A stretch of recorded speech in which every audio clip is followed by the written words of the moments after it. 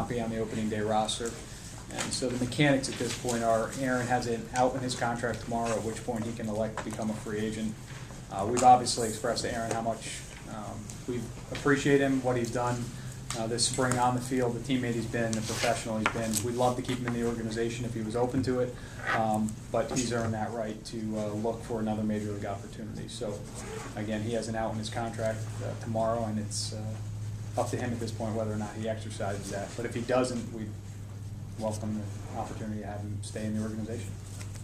If he were to agree to stay, he'd get the... Yes, because he was a 20B free agent, right, for us to keep him in the organization. If he does not elect his out, we would have to offer him a $100,000 retention bonus. And an out in June? Yes, June. June.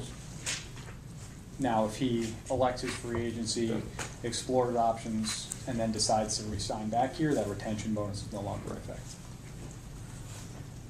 There will be a quiz on that later.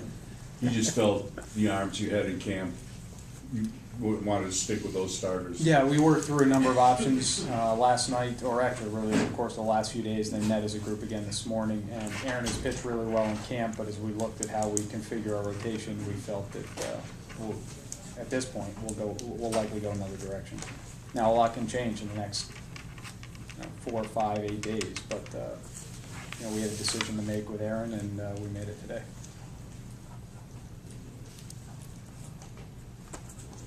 Are you still undetermined on Carrasco, whether it's a bullpen or rotation situation with him? There's still competition for the last spot in the rotation. And Carlos is in that mix. That will obviously have an impact on what happens in the bullpen. What have you thought of what you've seen from Tom? I mean, it seems like his feel has been up a little. And Yeah, Josh has had a great camp. We couldn't have asked anything more of him, the way he's come in, the way he's competed. Picked up, actually where he left off well prior to the surgery, and the Josh Tomlin we all saw when he came to the major league level, and was a really effective pitcher for us. So he's had a very good camp and has pitched really well.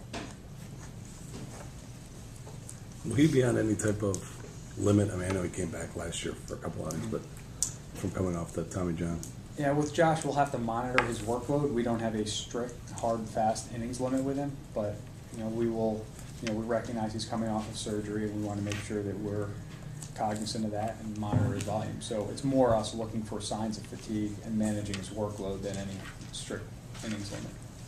does it play into the decision that would be easier to do early in the year in the minors?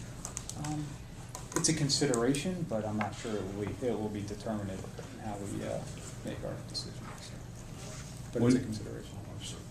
When would you think you'll have the rotation finalized? We're going to wait till you're on a flight. Without Wi-Fi.